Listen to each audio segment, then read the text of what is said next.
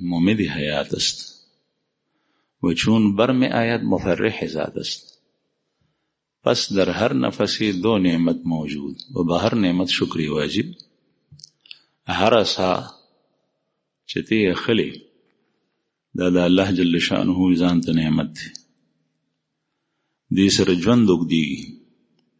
او هر اسا چتی بهر روباسي دا د الله جل شانه نعمت دی. ځکه چې دا دن نوی دا خراب جراثیم سره ککړه هوا او سا نو بیا ستا ته ښه نه وه. هغه چې څومره ګند دی هغې سره جراثیم دی هغه بهر راووتل سا سره. دا دواړه د الله نعمتونه دي. شیخ سعدي رحمه الله وی او اولیاء او نیکان خلق دغی چې هغوی یو ذره کې غور او فکر کوي، په هغې کې د الله جل شانه په ما باندې څه فریضه ده، د خدای څه حکم دی، هغه روباسي غور کوي، هغه ته احساس کوي. نو دا وینا کول چې موږ شکر پس وباسو. کله کله سړی داسې وینا کوي ما سره څه دي، زما دې حالت ته وګوره. زما عزتمندو دا وجود دا د الله جل شانه عظیم نعمت دی چې ته پیدا کړې. دویم دا الله جل شانه انسان پیدا کړي، دا د الله جل شانه عظیم نعمت دی. په وجود شکر وباسه، دنیا ته رالی بیا په دې شکر وباسه چې ته الله جل شانه انسان پیدا کړي. خره سپي د ځنګل ځناور دی پیدا کړي دي، مردارې خوري، څوک چینجي خوري، څوک یو شی څوک بل شی. د پاتې کېدو دپاره یې ځای نی، په ونه کې جالی چې مارغه وي، په سمڅه کې رهایش وي چې شیر مخته درنده دی، په هغې کې هر څه شته. نو تا الله جل شانه انسان پیدا کړي. دا انسان دا په ټولو مخلوقاتو کې مخدوم دی، دا ټول د په خدمت کې لګیا دي. هر یو شی بل واسطه یا بلا واسطه. دا مار لړم هم دی نه هم انسان ته فایده رسی اگر که دی محسوسی نه غیر شعوری طور سره د کائناتو د هر یو څیز نه انسان ته فایده ده، بل واسطه یا بلا واسطه. بعضې څیزونه براه راست فایده رسی. نو دا انسان چې ته پیدا کې الله جل شانه دا څومره عظیم نعمت دی. په دې باندې شکر ادا کو، هر ساعت او هر غړی ادا کول پکار دي. لیکن که چېرې مونږ هر وخت ادا نکو، کم از کم په شوروز کې داسې موقع راځي، داسې وختونه شته چې په هغې کې خو الله جل شانه په دې نعمت شکر ادا کول پکار دي. او که سړی ځناور پیدا وي، مثلا خره دي، په هغې باندې مالک بار واچي، د وښو بار پې واچي، د خیدو بار پې واچي، بل یو پیټی پې باندې واچي، هغه وړي. الله جل شانه دغه مالک په دې ګناه کې نه نیسي، دی پیدا دی دپاره دی. ته الله جل شانه د دې لانجې نه، د دې مصیبت نه بچ کړي. نو د الله جل شانه شکر ادا کول پکار دی په دې چې زه الله انسان پیدا کړم. د ټولې دنیا انسانان، که هغه مسلمان دی که کافر دی، که هغه یهودی دی که هغه عیسائی دی، که هغه دهریه دی که هغه بت پرست دی، په دې ټولو باندې د الله شکر ادا کول فرض دی. او په هغې کې خدای پېژندل هم دي د کافر دپاره. دریم دا چې الله جل شانه ته مسلمان پیدا کړي، مسلمان پیدا کړي. او داس دومره لوی عظیم نعمت دی چې یو نعمت د دې سره نه برابرېږي. ایمان. صاحب ایمان مومن او مسلمان دا د الله دوست وي. په کائناتو کې الله جل شانه د سره محبت کوي. د خپل دوستۍ دپاره الله جل شانه ته منتخب کړی اے مسلمان. الله جل شانه تا سره دوستی کوي، ستا حمایت کوي، ستا نصرت کوي، ستا تایید کوي. الله ولی الذین آمنوا یخرجهم من الظلمات الى النور. الله دوست دی د مؤمنانو، تیارونه رڼا ته راوباسي. دې سره سره ته الله جل شانه په بدن باندې روغ پیدا کړي، ستا سترګې روغې دي، ستا غوږونه روغ دي، ستا لاس روغ دي، ستا خپې روغې دي، ته د دې اعضاؤونه فایده اخلې او دا تا سره الله جل شانه پیدا کړي دي لکه څنګه چې ته پیدا کړي، دا ته په خپله ځان ته نه دي جوړ کړي. ما مخکې عرض کړی و حضرت عمر فاروق رضی الله عنه په لاره تېرېدو یو داسې کس په لاره کې ډډې ته پروت و چې هغه صرف تنه وه، خپې لاسم نو، سترګو نظر هم نو، وګونه هم کار نه کولو. حضرت عمر فاروق رضی الله عنه د نصیحت لپاره چې څوک ورسره و هغه یې ودرول، هغې ته یې وي چې په دې سړي باندې د الله شکر دې وخت کې واجب دی چې وباسي او که نه. هغې ورته وي چې صاحب امیر المؤمنین دا خو ټول سراسر محتاج دی، نو دې په کوم نعمت باندې شکر وباسي. بیا یې تپوس وکړو، د ده خوراک دی کولی شي، د خوراک تیرولو نظام د ده سم دی، وی چې خوراک کولی شي، خوله کې ورته لاسپۍ نشته، خوله کې ورته نوړی چې ګوټ ورکوي بیا تېروي. بیا د بول او برازو لار د ده سمې دي چې کوم خوراک اخري هغه هضموي او بهر یې وباسي وي چې وی دا نعمتونه لږ دي. ځکه که چېرې انسان تږی شي او د ده حالت د تندې د وجې نه دې ته ورسېږي چې دی مري، دی به هر یو شی د نیم ګیلاس اوبو دپاره ورکولو ته تیار شي، خو چې ما څوک د مرګ نه بچ کړي زه مرم. که ده سره قیمتي غمي وي، کاڼې وي، هیري وي، مال او دولت وي، هغه دغه وخت کې دی ورکوي، خو ما ته نیم ګیلاس اوبه راکوي. او چې کله د سړي دغه اوبه په بدن کې د متیازو په شکل کې بندي شي، قضای حاجت په شکل کې دا بند شي، کیږي نه، بیا به وایي چې زما ټول مال، زما بادشاهي، زما جیداد چې څومره دی دا ټول ورکړي، خو چې ما د دې مصیبت نه څوک خلاص کړي. دا د الله جل شانه نعمت نه دی چې ته آزاد مټ باندې خوراک کولی شي، هغه ازمیږي، هغه بیا بهر رایستی شي. بیا په دې نعمت باندې شکر ادا کول چې مونږ سره د دې چې مسلمانان یو د سید الرسل خاتم النبیین محمد رسول الله صلی الله علیه وسلم په امت کې پیدا یو، دا عظیم نعمت دی. د دې پیغمبر نمخ کې سید الرسل نمخ کې انبیاء کرام تیر شوي، دا خو آخري پیغمبر دی. عیسی علیہ السلام تیر شوی، موسی علیہ السلام تیر شوی دی، یعقوب علیہ السلام او دا غي په اولاد کې پیغمبران انبیاء، ابراهیم علیہ السلام، اسحاق علیہ السلام، نوح علیہ السلام، آخر کې آدم علیہ السلام، دا غي ټولو پیغمبرانو سردار سید هغه سید الرسل محمد رسول الله صلی الله علیه وسلم. قرآن کریم کې الله پاک فرمایي تلک الرسل فضلنا بعضهم على بعض منهم من کلم الله ورفع بعضهم درجات. دا پیغمبران دي چې بعضې ته مونږ په نورو فضیلت ورکړی دی. په نبوت کې ټول انبیاء شریک دي، په ټولو انبیاء باندې وحی راتله، مونږ ټول انبیاء منو، ټول انبیاء کرام معصوم او پاکان دي، لیکن په فضایلو کې فرق شته. بعضې فضیلت ډیر دی د نورو بعضو نه، بعضې اولو العظم انبیاء دي، او په ټولو کې بیا مفسرین د دې آیت د لاندې وایي چې کوم فضیلت الله جل شانه سید الرسل ته ورکړی دی دومره بل چاته نه. نو د دې امت، د دې پیغمبر امت هغه هم په ټولو امتیانو باندې افضل امت دی. چې څنګه پیغمبر افضل، داسې امت هم افضل نور امتیانو باندې.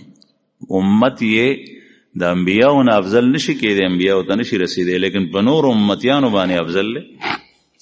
دومره افضل دی چې انبیاء کرامو د رسول الله صلی الله علیه وسلم په امت کې د پاتې کېدو دغه ارمان کړی دی چې زه په دې امت کې. او رسول الله صلی الله علیه وسلم فرمایي لو کان موسی حیا کچری موسی علیہ السلام ژوندی وی نو زما د اتباع نه علاوه به بل گنجائش هغه د پاره نو، یعنی هغه به زما په شریعت باندې تلو، زما امتی بو. او حضرت عیسی علیہ السلام د دې خبر اظهار کړی دی، او عیسی علیہ السلام به د دې پیغمبر په امت کې راضی هم، الله جل شانو اسمان ته ژوندې خېجول دی او بیا ورپوزي همدغه امت سره په دې ځمکه باندې هغه وخت لري، هغه په خپل باندې د الله جل جلاله لوی پیغمبر دی، دا دومره افضل ترین امت دی. قرآن کریم کې الله جل شانه فرمایي چې تاسو به په ورځ د قیامت باندې گواهان یئ، په تور د گواه به د نور انبیاو په حق کې د غي د کافر او مشرک امت خلاف تاسو گواهی ورکوي. چې کله پیغمبر وایي چې ما دی قوم ته یا الله تا چې کوم پیغام ما ته راستولی او په ما باندې نازل کړی هغه ما دی ته رسولی و، بیا به قوم وایي کافر او مشرک کوم نافرمان، د نوح علیه السلام نافرمان قوم، د موسی علیه السلام، د نور انبیاء او د ابراهیم علیه السلام وغیره، بیا به هغه انکار وکړي چې نه موږ ته خو چا پیغام نه دی راکړی. ځکه چې هلته خو ډېرې سختې دي، اول به سړی په دروغ باندې ځان خلاصوي، الله مې دې وساتي د هغه سختونه، بیا به په آخر کې رښتیا شروع شي، ځکه چې هر طرف نه به راګیر شي سړی، نو دا به وایي چې دې پیغمبر موږ ته پیغام نه دی رسول. لکه نن سبا یو سړی چا سره امانت کېږي او یا یې ورپورې قرض پور وي او چې غشتو ته وصولول ته راشي، دی وایي زه خو نه یم خبر ته څوک یې، زه خو تا نه پېژنم. بیا به انبیاء کرام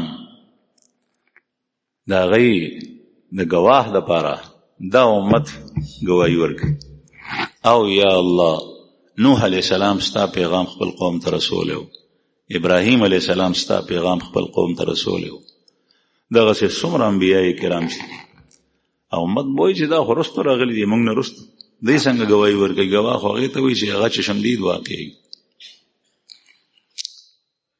چې دې امت نه تپوس وي، دوی وایي چې موږ ته دا خبرې سید الرسول محمد رسول الله کړی دی او هغه رښتینی دی.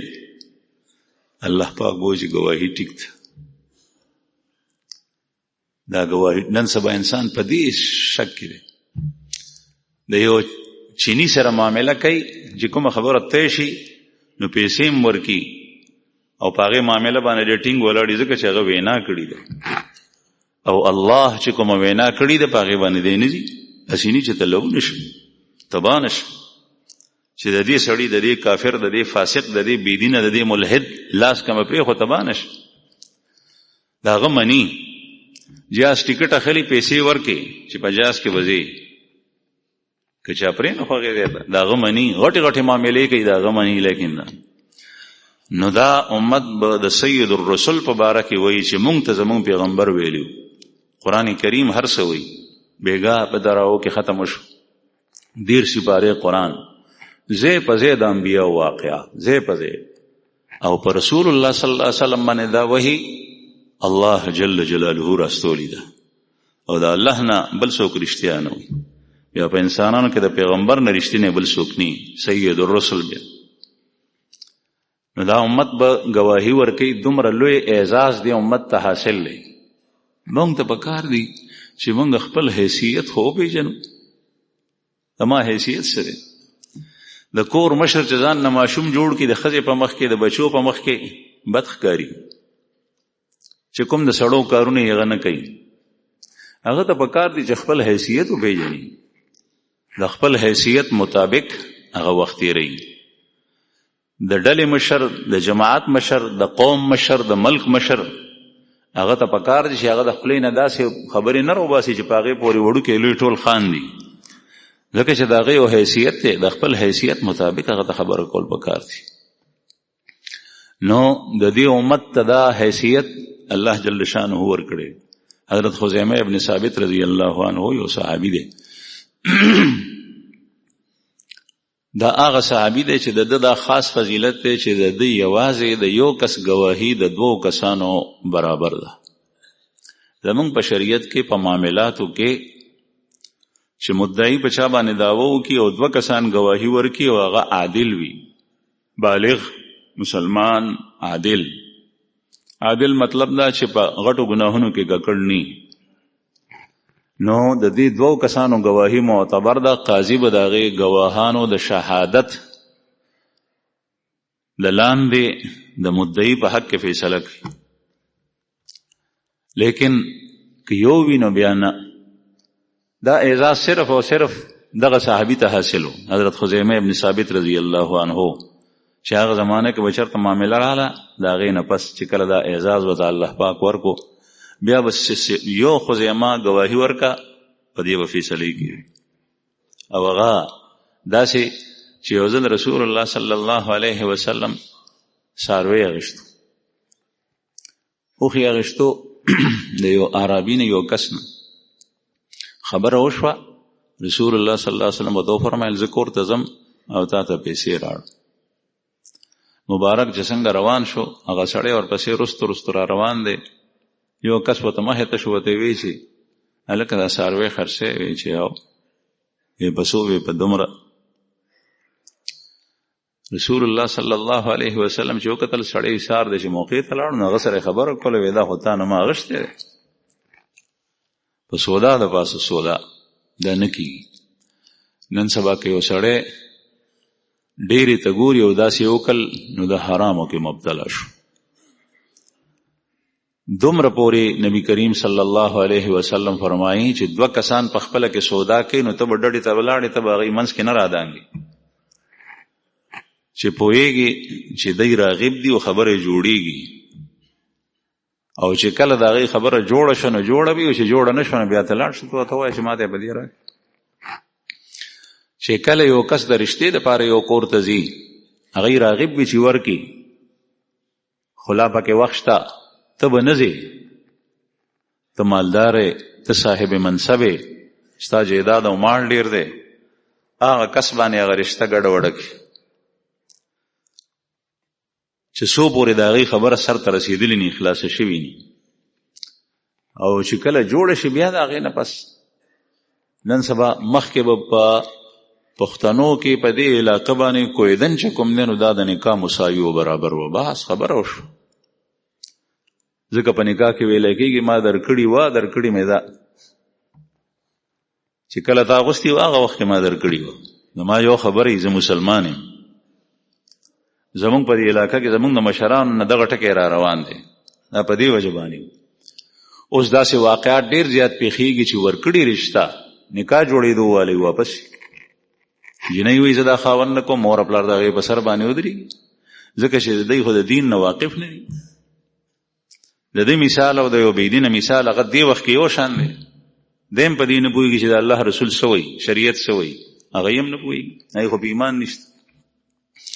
دغسې سودا کې کبل چا ورته ډېرې ورکړې نو بیا دې ته اثره کوي. نو به هر حال حضرت خزیمه رضی الله رسول الله صلی الله علیه وسلم سړي ته وایي چې ما خو تا سره دا سودا کړې ده، ته دا څنګه خرڅې؟ هغه انکاري شو، ویې نه ما خو به تا نه دی خرڅ کړی. د الله رسول ورته وفرمیل چې ما غشته دی، صحابه جمع شول، لیکن د سودا په وخت کې یو کس نو نبی کریم صلی الله علیه وسلم ته هغه کس وایي چې ستا ګواه څوک دی چې تا ما نه اغوښتي؟ رسول الله صلی الله علیه وسلم ورته وفرمایل چې ما سره خو ګواه نشته. دې وخت کې حاضرین چې څومره ولاړو صحابه دي، صحابه به ځکه دغه وخت کې هغه کس باندې زور نه اچولو، سپکې بې وطنه وي چې د الله رسول د دې نه منې کړي.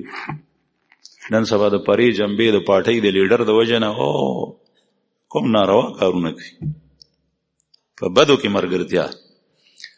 نو ځکه د الله رسول ته بیا هغوی جواب دی نو هغوی څه کولی نه شول، په زړه کې به کرل ریبل چې دا به څه کېږي، غصه به مو هغه کس ته. نو خزیمه ابن ثابت رضی الله عنه میدان ته راودانګل وی چې هغه کس ته وایي چې زه ګواهي ورکوم چې تا نه رسول الله صلی الله علیه وسلم دا څاروی اغوښتی. فیصله خو وشوه، هغه کس وی ټیک ته خرڅ کړی او بې باندې دنه خلکو هم تپوس وکړو. نبی کریم صلی الله علیه وسلم هم چې تا څنګه گواہی ورکوله، ته خو په دې موقع نه وې. وی چې یا رسول الله تا مونږ ته د اسمان خبرې را رسولې دي، الله جل شانه دا وی، الله دا وی، الله دا وی، قیامت شته دی، د قبر نه پاسېدل شته دی، حساب کتاب شته دی، وحی پتا باندې راځي، ته مونږ ته وې مونږ د سره هغه منلي دا به څنګه نه منو، دا خو د دنیا معامله. د هغې نه پس رسول الله صلی الله علیه وسلم باندې وحی راله چې د یو کس گواهی هغه معتبر ده د دوو کسانو، دا اعزاز د تحصیل. ځکه وینا د الله رسول کړي ده. ما عرض کولو چې د دنیا ټول خلکو ټول معاملات زموږ په دې وینا کېږي، په وعدو باندې کېږي، د پیسو لین دین کېږي، لیکن الله فرمایي چې دا وکا او دا مکو، په دې کې تاوان دی، په دې کې ګټه ده، دغه وخت کې دې وړاندې رستو کېږي چې رسب کېږي.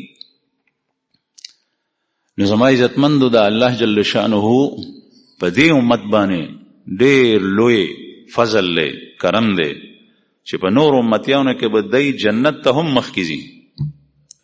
نور امتیان د نور انبیاو برستی، دا امت به مخکې، دی ته دا اعزاز حاصل دی. په ورځ د قیامت به گواهیم دا امت ورکوي. خدا خو الا چې د امتی دپاره چې کوم صفات دي، کوم کردار دی، هغه کردار خو ستا جوړ وي صرف په نوم باندې امتی نه چې زم امت. نو په دې باندې شکر استل پکار دی چې زه د رسول الله صلی الله علیه وسلم امتی.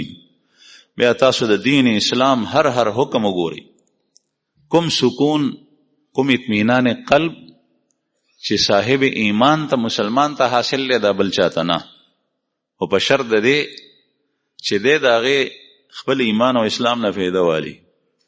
که سړی چای هم څښي که نه چای، ښې چای پخ کړي، داسې چای وي چې تیلی پکې ودرېږي، ټینګې چای وي، خو بل سره خبرې کې او توجه د بل خبرو ته ده.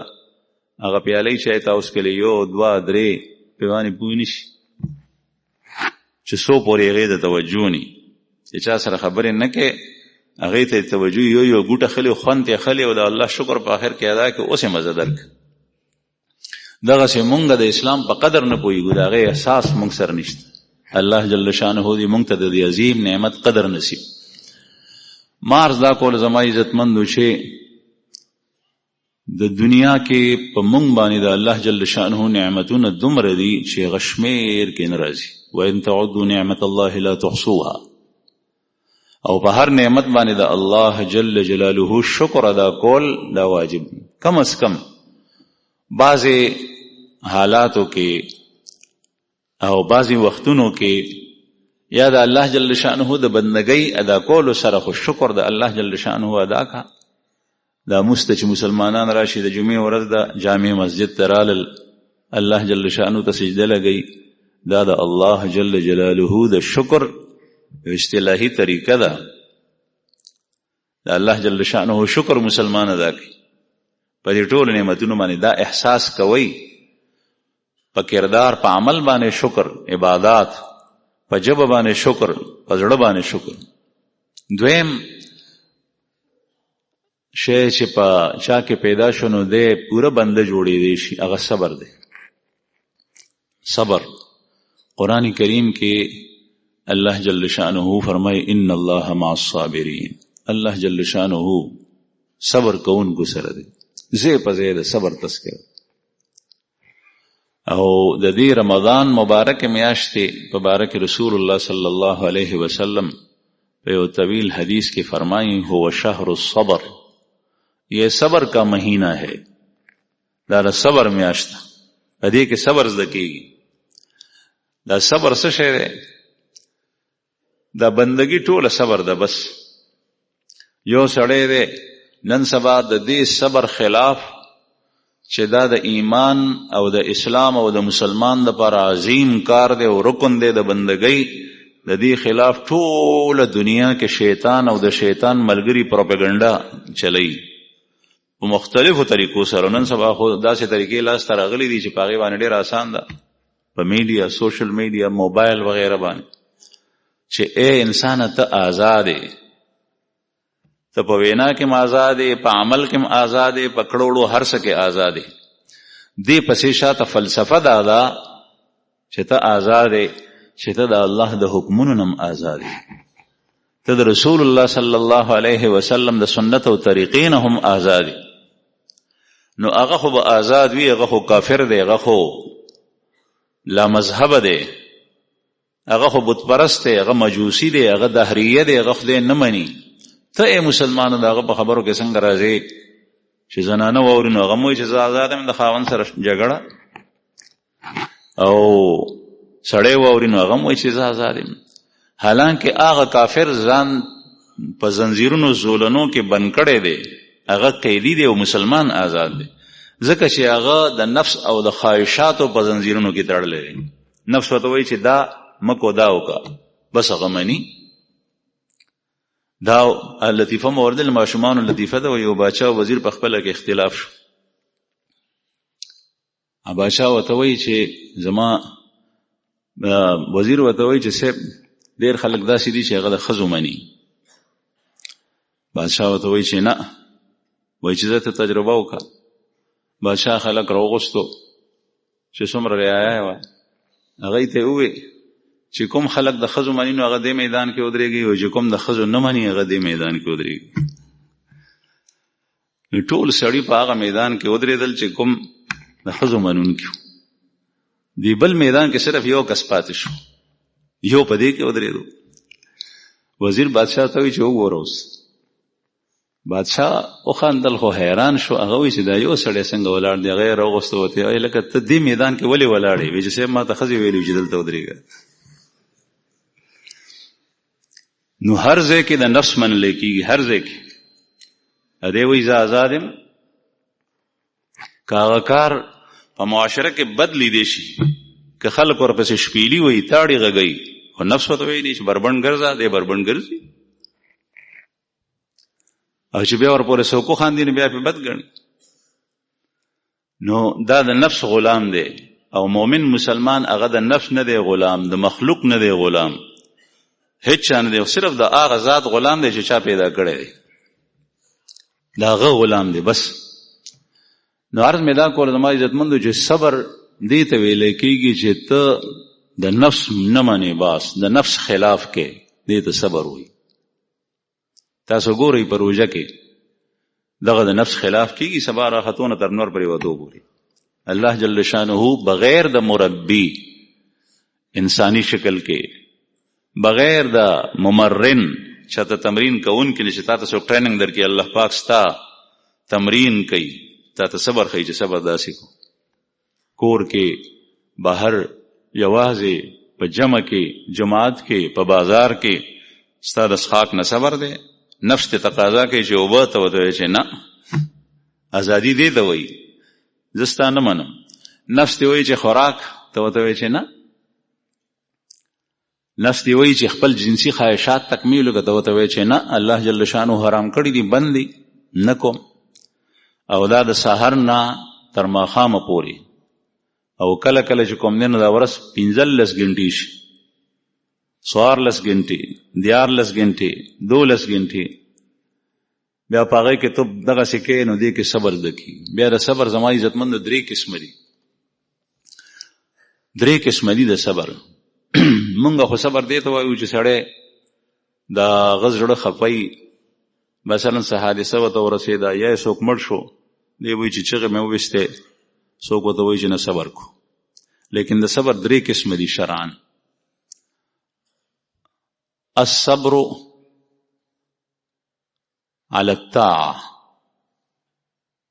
والصبر عن المعصية والصبر في المصيبة یو په مصیبت کې صبر یو په طاعت باندې صبر او یو د معصیت نه صبر دا الصبر فی المصیبه خو هر سړی پیژني تا باندې څه تکلیف رالو مصیبت رالو هغې کې د صبر کې زړه دی وایي چې ما چغې وویستې او مې جړلې نه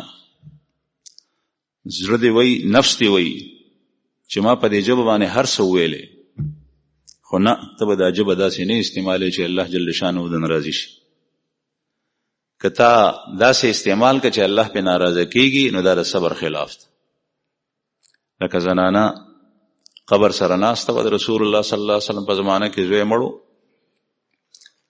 او جړه کول هغه جړه چې ممنوع. رسول الله صلی الله علیه وسلم وته فرمایل اصبری، صبر کو صبر کو. هغه پوه نه شو چې دا د الله رسول له وته وی چې دا مصیبت په ما راغله، پتا نه دی راغله. دا الله رسول باغې خبره خفه شو، تنه لاړو شاوته وی چې دا خو فلان کې ډینګړی، دا خو د الله رسولو. بیا دا لاړ رسول الله صلی الله علیه وسلم نه معافی غوښتو تا چې سیب ما پیژندلی نه وي. نبی کریم صلی الله اوس صبر کوم، خبره منم. دا الله رسول وته فرمایل الصبر عند الصدمه الاولى، صبر خو هغه وخت چې کوم تا ته تکلیف ډیرو. اوس خو صبر خو اوس خاصم سړی صبر شي، زړه بڑا سپتا وست نو یو صبر په مصیبت کې دی چې په سړی باندې تکلیف. دا مصیبت دا الله د طرف نه دی که د مخلوق د طرف نه دی؟ دا آسمانی دی که زمینی دی؟ دا مصیبت په جان کې دی، په مال کې دی، که په اهل و عیال او اولاد کې دی؟ هر دا مصیبت په کاروبار کې دی، په لین دین کې دی، او که په بل څه کې دی؟ په دې باندې صبر کول. صبر کله کله د کافر د طرف نه په یو مسلمان باندې ظلم کیږي، هغه وخت کې د صبر مظاهره. او صبر هغه وخت کې دا نه دی چې ته خپل سر بچ کی، صبر هغه وخت کې دا دی نه چې سر بچ کول خو ډېرې ګډې وډې. صبر هغه وخت کې دا دی چې هغه ته سوي دا هغه نه مانی، بس تا به یو خبره ای. حضرت بلال رضی الله عنه هغه ته عذاب ورکول کېږي د مکی مشرکین ځکه چې غلام د امیه ابن خلف، او مختلف عذابونه وته ورکول. بیا به حضرت بلال رضی الله عنه په خله کې یو خبر و چې الله یو دی، شریک نه لري. الله یو دی، شریک نه لري. هو الله احد احد احد ایک. ای بوته دا مو آیا ویشنه الله یو دی. نو سختی خو پیراتلا بدن یې ساغشتل، لیکن دغه دې ته صبر. رسول الله صلی الله علیه وسلم عبد الله ابن حذافه رضی الله عنه د رومي بادشاہ مخه ته ده په جنگ کې اونې وېشو سره د نورو قیدیان. بادشاہ مخه ته راوسته شو. بادشاہ ته جاسیر دیوالو و چې سیب دا سړی به ډېر قیمتي دی، کله زمونږ په مذهب شي نو دک کې ډېری خبرې دي، ډېر معلومات به حاصل شي، زموږ د کار سړی. بادشاہ وته وی چې ته زموږ مذهب ته راوړه، تا ته مونږ دا درکو. مال لالچ او د ښځې لالچ، دا مختلف لالچونه ورکړل. وته وی چې نه. بیا جیل تکو، وی جیل ته به دی واچوم، حبس دوام کې پروت وی ته چې سکول شي هغه کوا، خو زه دا نه. بیا جیل کې په باندې خوراک سکاک بند کو، او هر واره به چې چا به څوک بدلو هغه به ورته وی چې هغه کار دی وکړو، نو بس بیا نو خوراک سکاک چالو شي. وی چې نه، دغه وخت کې سړی مړ شي. لیکن صبر داده د انسان کمال لاده تورې دی ټیم کې دادا چې د خپل ایمان نه د عقیدې نه وانه وړي.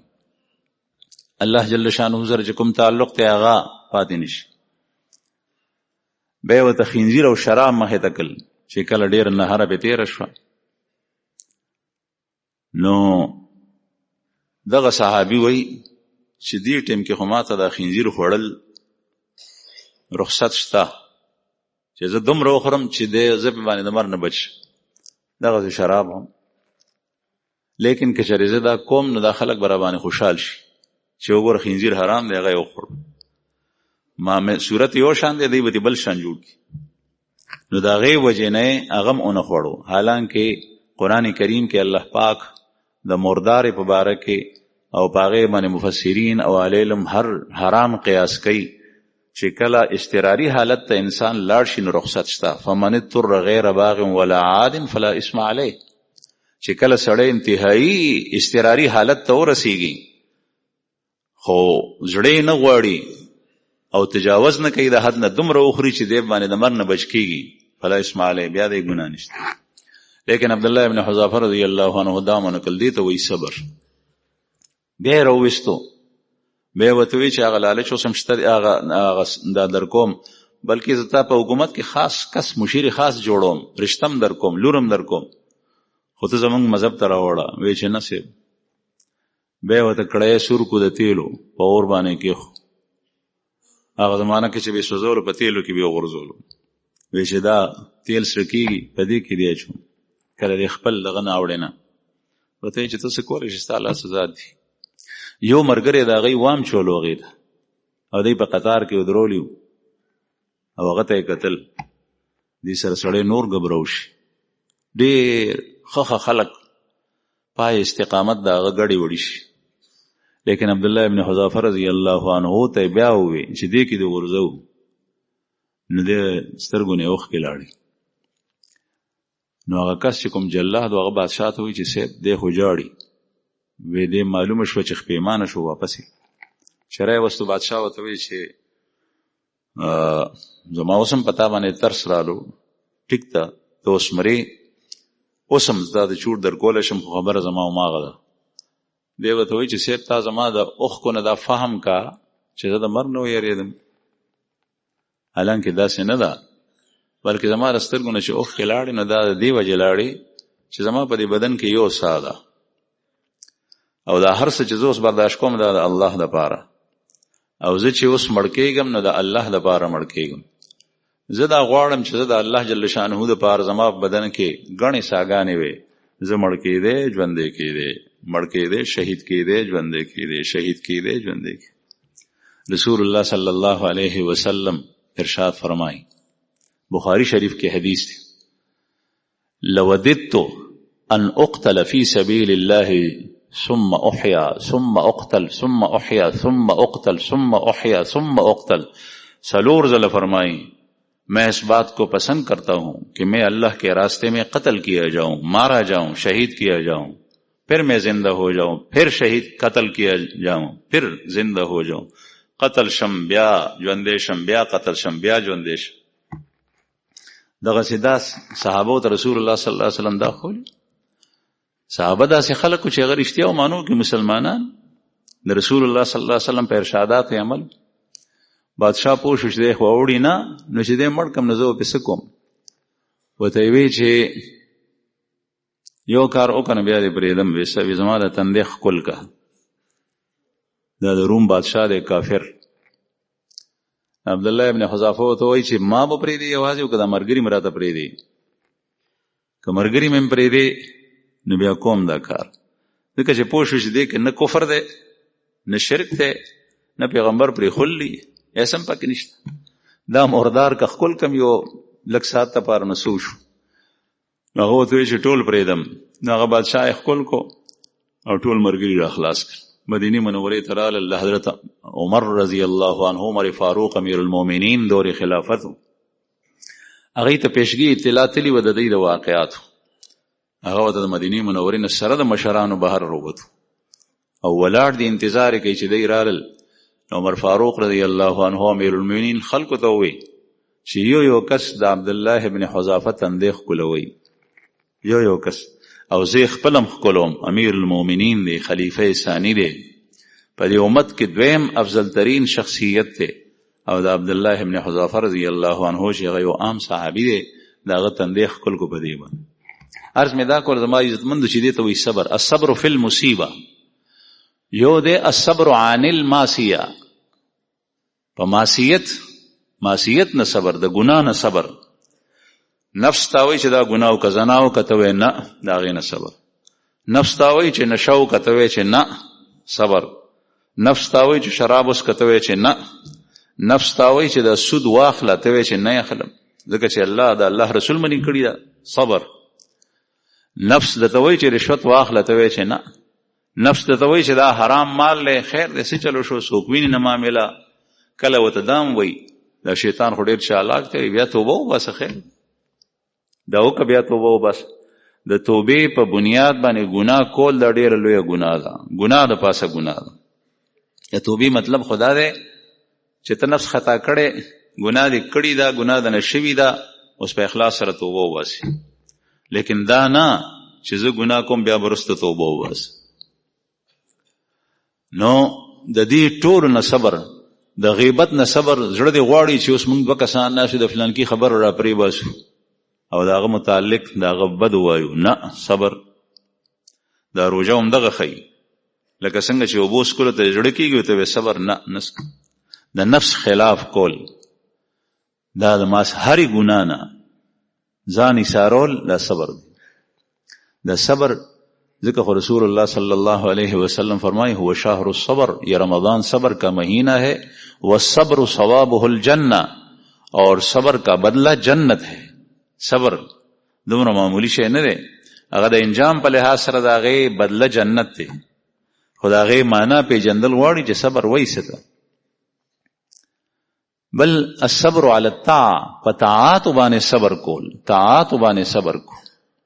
یعنی الله جل شانه چې پتا باندې کوم احکام فرض کړي دي هغه احکام بکې پاغه باندې صبر دي ته وایي. فرض موز وخت شو، موز فرض دی، اوس نفس ته وایي چې نه ساړه کې موز ته نشم پاسې دی، موز نشم کولی، په ګرمۍ کې موز نشم کولی د دې وجه، لیکن ته د هغې نفس خلاف کې دې ته وایي الصبر علی الطاعه. د نفس خلاف ورزي کې د نفس مخالفت کې ته مسترازي نه زه خو موس کوم د سحر ماسپخین د موس ټیم شو ماسپخین ارزه کیږي په سفر کې که په حضر کې که بیماری طبیعت دی ټیک نه دی جمع ته نشي راتلی په کور کې او چې روغ نو جماعت ته به راځي جماعت ته راتلو کې صبر طاعت فرض د الله جل شانو حکم به پوره کې. دغه چې څومره واجبات دي هغه د رسول الله صلی الله علیه وسلم سیرت طیبه او بیا د دین اسلام ټول استنی زکات نفس دی وای چې نه دا مور کو دا هوتا غټلی دومره پیسې بدنه زی په 1 लाख روپۍ کې 2.5 روپۍ ته نه زی په 2 لکو کې د 15 روپۍ زی دا خو 15 کمیږي په 4 لکو کې د 10 لاړې دا خو 10 کمش نفس بتا ته دا وای لیکن تی ورکه دا غي خلاف کې دي ته وای الصبر علی الطاعه طاعات کې صبر کو.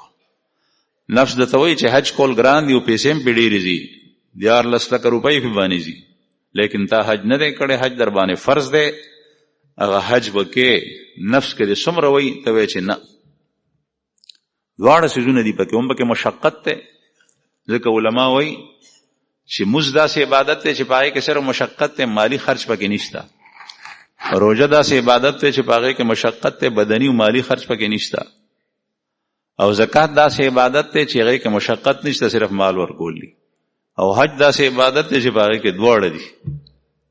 دا د الله جل شانه د طرف نه په عبادتو کې ابتلاء ده امتحان دی لیبلوکم ایکم احسن عملا تاکہ وہ آزمائے تمہیں کہ کس کا عمل اچھا ہے چې هغه وګوري چې پتا سو کې د چا عمل خره.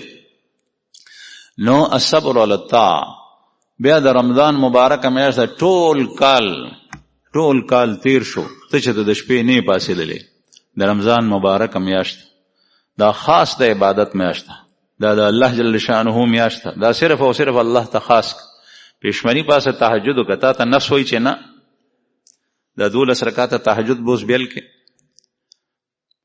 نو د نفس خلاف کول او پاسې دل تا ته نفس وای چې خوب کو خوب خون کوي په دې پښمنی باندې سکے دوه نوړی کړي یا نه کړي په نهارم سړی روزه نیوي شي ځوان زلمه تکړه سړی او په جمی کې دومره ضرورت هم نشته دی. رسول الله صلی الله علیه وسلم فرمایي علیکم بالسحور فإن فی السحور برکه.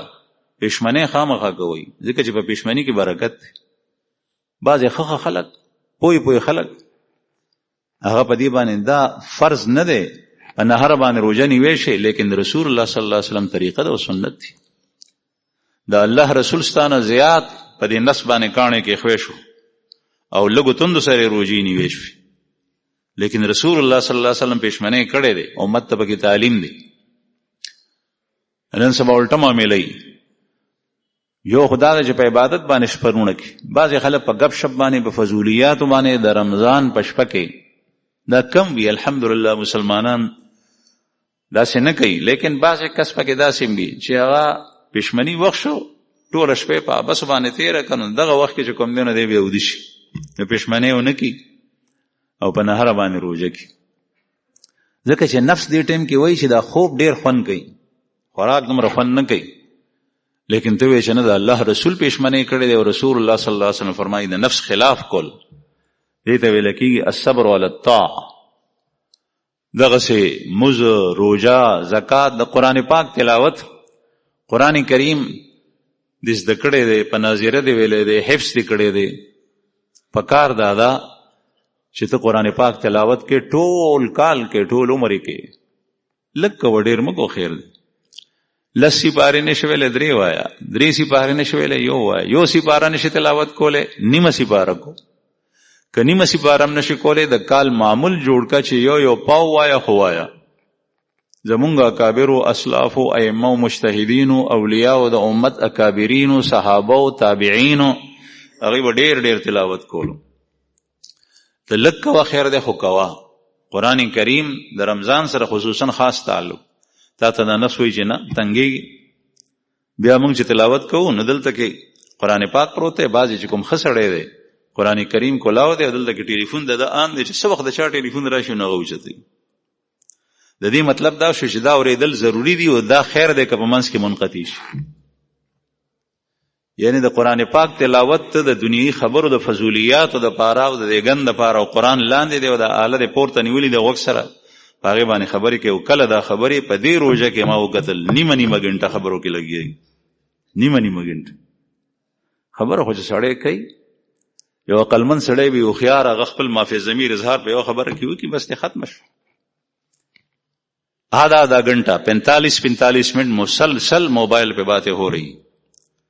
पदे के तेज रफ्तार हाफिज चे कोम देनो पदे 45 मिनटों के सलूर 15 सिपारे तिलावत की दीन ज्यातम की द सलूर 15 सिपारे तिलावत तान शैतान पाते को दी तो अन सब्र वाला ता न दा बन लुई खत्म दे पागे लुई खत्म के मोबाइल को लाओ गोरक पे देशा पैगाम और देशा खबर डालो और शक्ल द्वारा का तो इशू ने बे कुलाव की दस खलक मसरूफ कड़े दे शीज़ मस्जिद नबवी की परोजा के में तराऊ तलाड़ मस्जिद नबवी था टोल सफूना गड़बड़ दी नन सबा हालत दस नाशना अजीबा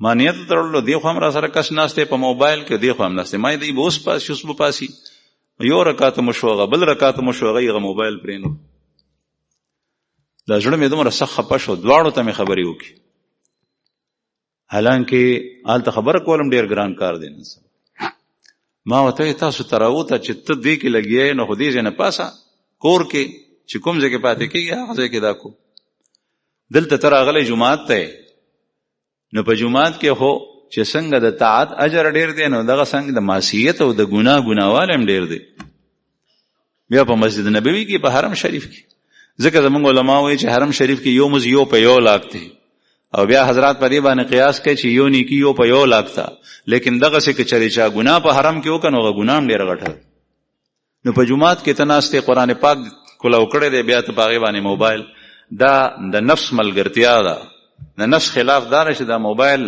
کور کې پرې ده بند کا آفه کا په ختم کې په تراو کې دا بند عرض می دا کول زما عزت مند چې دا د صبر میاشت دغه میاشت کې الله جل شانه براه راست د خپل بندگانو تربیت کوي او زمونږ رب زما عزت مند مونږ ته محتاج نه دی هغه په مونږ ډیر مهربان دی ډیر مهربان دی هغه دومره مهربان دی لکه یو ماشوم چې کوم دینو ځان په زور اور ته اچي او پلار نشي راکاږي ماشوم وایي چې دا ما ولې راک یو ناجوړ ماشوم ته پلار شربت ورکوي چې تبه خشي او دا ماشوم وایي چې نه دې چغه وباسي چې ما ته مرا کو دی وته ورکوي الله جل شانه په زور باندې مونږ د جهنم نه لري کوي جنت طرف ته بیاي لیکن مونږ یو شي نه رسول الله صلی الله علیه وسلم په زور باندې په زور مطلب دا دی چې پوره کوشش جد و جهاد د الله رسول به خپکېدو د زړه به داسې نیولو زه په قرآن کریم کې الله جل شانه و ته فرمایي چې ته ځان مړ کی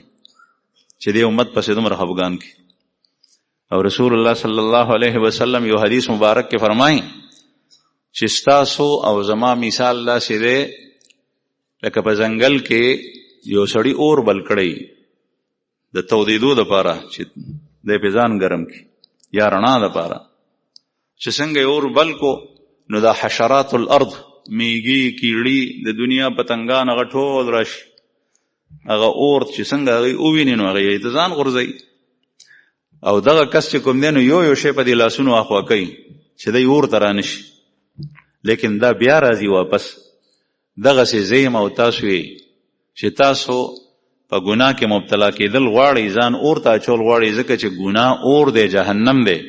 وانا آخذ بحجزکم، وانا آخذ بحجزکم، او ما تاسو د بډې نه نیولي. حجز دا لنګ چې سړی لاندې ووي، لنګ، او دا کوم ځای ته یې غوټه ورکړي دې ځای ته وایي چې دې ځای نه سړی ونیسي نو اوس هغه ستا قابو کې رالو، هغه لنګ هم ته د هغه پردی شي، نو هغه به خلکو ته به یې پردي شي، نو هغه تا ته وایي چې هر څه مې در سره منلي دي خو بس. لیکن سره د دې هغه کس بیا هم په مخ کې زور کوي، نتیجه یې سي بې پردي شي، او په آخرت کې د هغې دپاره سزا ده. الله جل شانه دې مونږ ته په آدابو سره د رمضان د میاشتې د روژونو توفیق راکړي، او چې څومره عبادات په دې کې زمونږ خوږ پیغمبر صلی الله علیه وسلم، صحابه کرامو، ائمه مجتهدینو، تبع تابعینو، اولیاءو کړي دي، نیکانو خلقو کړي دي، الله جل شانه دې د هغې مقبول عبادات او اعمالو مونږ ته توفیق راکړي. او الله دې د تراویح او ختم چې څوک تلاوت کوي او نوافل کوي او تراویح کوي، الله پاک دې دا ټول قبول کړي، او د ټول دنیا مسلمانان دې الله جل شانه په صحیح معنو کې په صراط مستقیم باندې مونږ روان کړي. واخر دعوانا